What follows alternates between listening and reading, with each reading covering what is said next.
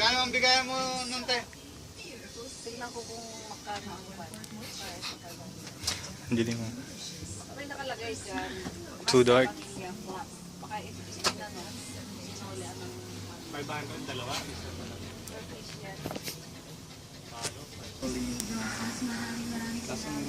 Install pa lang sa isang laptop pa lang.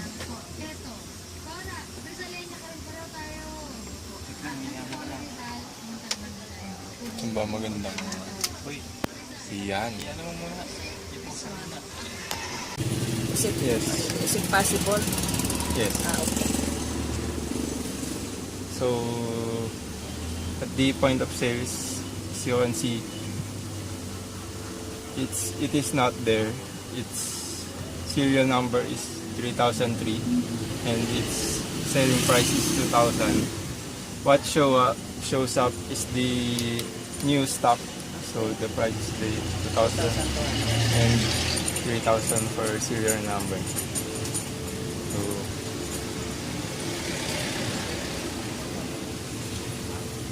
So we move on to the archives tab. So in here, these are the list of items, record of items that are being added into the system. Like earlier, you added a new item for the glass. You bought 20 of it from the supplier Palad Auto Parts. So there's no damaged items. Tapos, then it also shows when did you purchase it.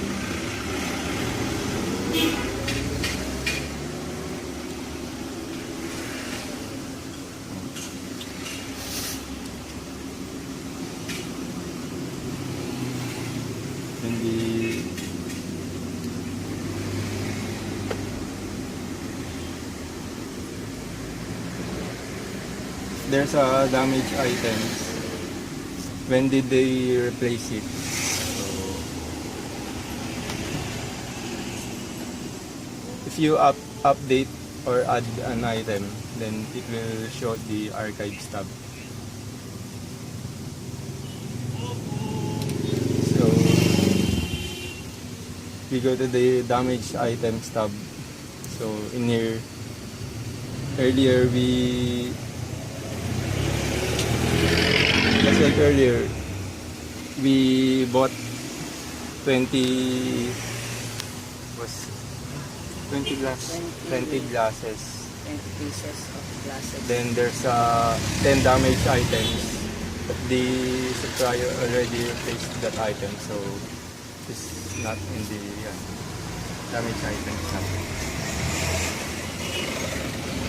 So for the return items, these are the items that are returned by the customer. For example, he bought 10 glasses yesterday, but he came today and he said he wants a refund or he returned the items. So it can be seen at the return items tab.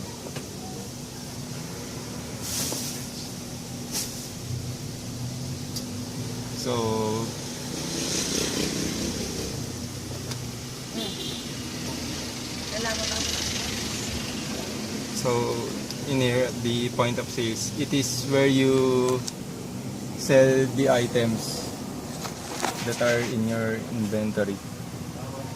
For example, you will buy a clutch for the air conditioning. So it will show what item are you going to sell, then how many. Then if the customer asks for a discount, you select the others options. So for example, you are selling it for 2,000, but if the user input 1,200, so the discount should not be higher than the price. So if the client wants, for example, tawad 1,900 per item, so it will show in the so It has to be approved. yes, so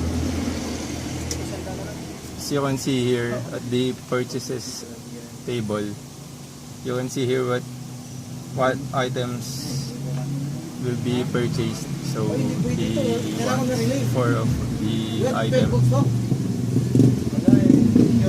Then the price is 7,600 because of the discount.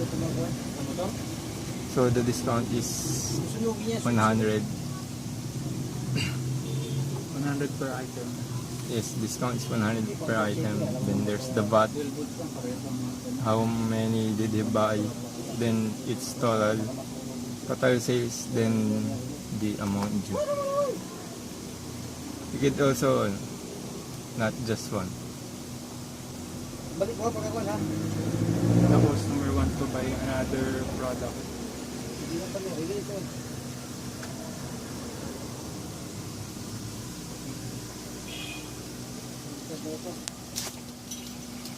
So the total quantity of items that he bought is 9. Then his total amount due is 121,000. 12,100. So if he wants to cancel the order, then click the cancel button, then a window will pop up. Are you sure if you want to cancel this transaction? So it will disappear the purchases table.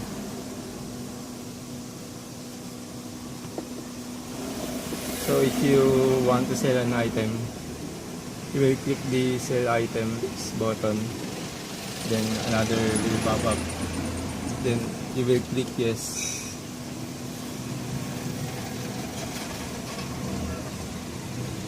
So that's how you use the point of sale, the system.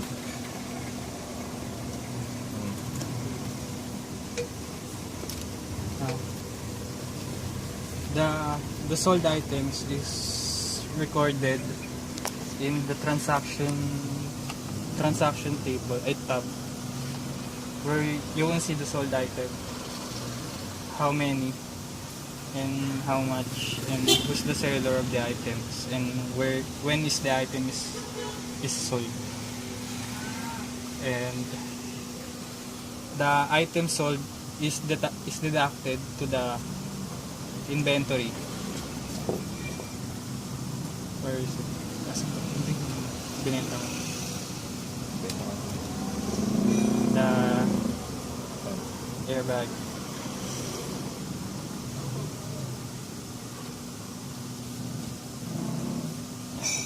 It's deducted in the inventory. Earlier it has 14 in quantity, but the customer bought 1, so it's now only 13 in stock. So yes, and if the customer wanted to return an item, like for example, the customer bought yesterday a screw from Toyota Avanza. Just click the return items button, and a window will pop up asking the user how many items that the customer want to return and what is the reason. Like for example, loose thread.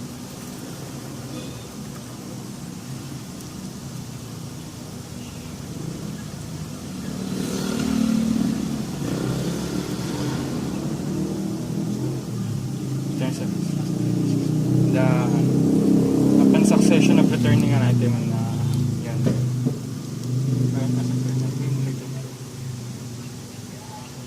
It is recorded here how many items not returned and the reason and when is the item is returned. You can also see it from the inventory. In the inventory menu. The returned items tab. So he returned earlier 5. So it shows up the returned items tab. The customer can only return once if the customer tried to return in the other day an item. It will show that that you cannot return an items anymore in a message.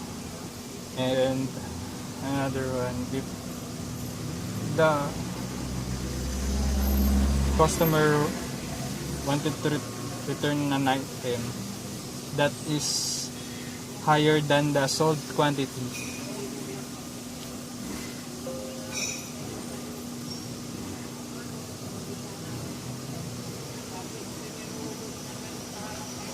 a message will pop up that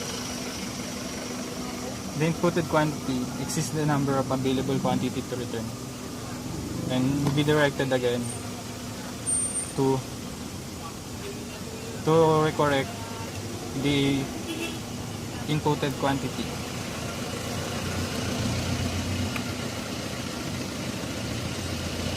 Pero is it possible to return the higher quantity than what they have bought? No, it is not possible. So that's why it is just, for example, 10 was sold Yes. and he will return 11. So it is not possible. Yes. And moving on to the buy date tab. In this table, it shows the total of items sold for that day or date. Like for example, on Saturday, this day, on November 12, there are a total of 269 items that is sold, and the total income acquired by the company or the user is recorded. And if you double click the day, a more detailed record or the compiled record of that day is shown. Yeah. So the items that are sold that day are shown. Yes. And double click to return back to the buy day. By week, just like by day, the total of items sold for the week and the total income for the week. So it is already computed. Yes. And for by month, the total items sold for by month and by So it is computed by day, by weeks, and by month. yes. That's on the account. The admin can see the account that are registered to the system.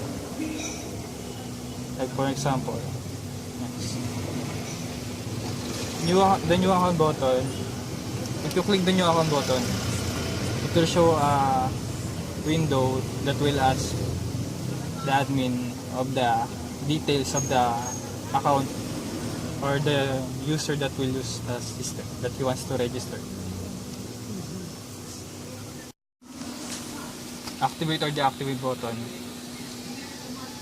You will select an account you want to deactivate or activate. Now, if the status is deactivated, the user of this account won't be able to access the system. Yes, or log in.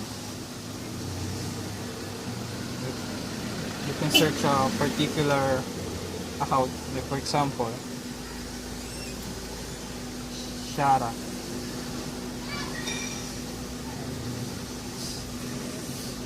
Show. Audit trail. And now going to audit trail menu. In this audit trail,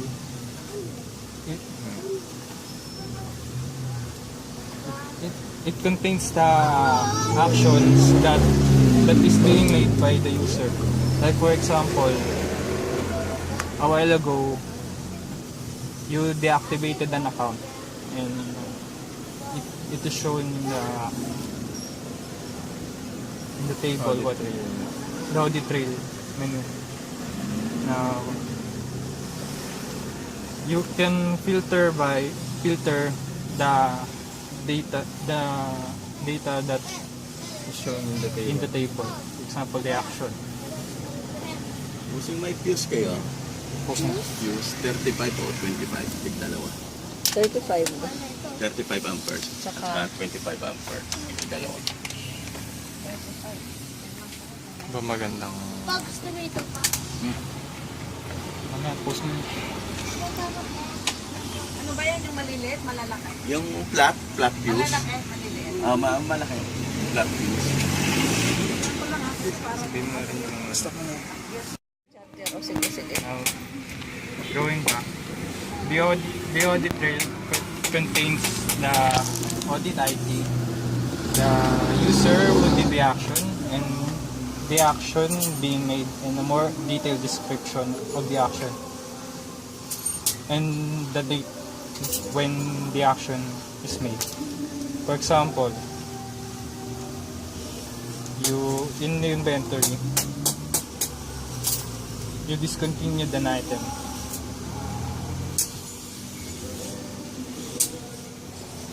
The action is being recorded on the.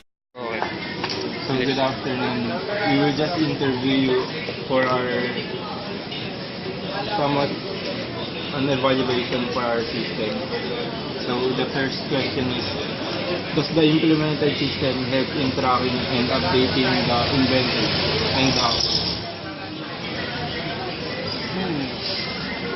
Kasi yung sa mga dating records, kailangan mo pa isa-isahin, hahanapin mo. Eh yung ngayon, isang type mo na lang, lalabas na yung kailangan na parts ng sasakyan. Okay. So does the implemented system provides less human errors compared to the previous system, which is manual approach, cite some scenarios? Yun, yung parang sa yung records, madaming bura, minsan nakakalito. Kaya madaming yung mga tauhan nalilito. Kaya yung ngayon naman, yun nga, isang type mo na nga lang. Yun, andun na yung exact na parts na kailangan. Okay, so next question is the integration of the system record improved?